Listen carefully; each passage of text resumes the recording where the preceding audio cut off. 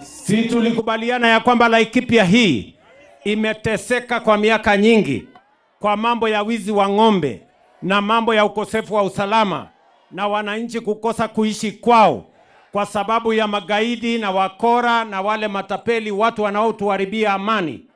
Mimi niliwahakikishia ya kwamba hiyo maneno ya ukosefu wa usalama sehemu hii tutakabiliana nayo na tutahakikisha ya kwamba mko na amani ya kutosha, watoto wenu wasome na nyinyi mfanye kilimo na maisha isonge mbele. Lakini pia tunaelewana jameni? Na kwa sababu hiyo mashule nyingi, karibu mashule 40 yalikuwa yamefungwa sehemu hii kwa sababu ya kukosekana kwa amani. Ni kweli ama si kweli?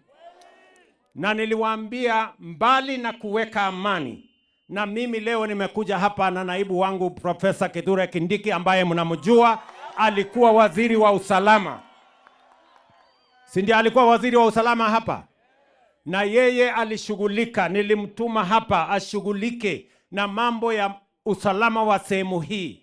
Tuweke wale NPR, tuhakikishe ya kwamba kuna barabara, tuhakikishe ya kwamba wananchi wanaishi kwa usalama.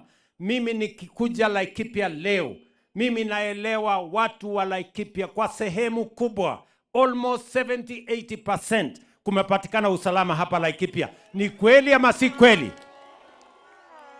Si ni kweli?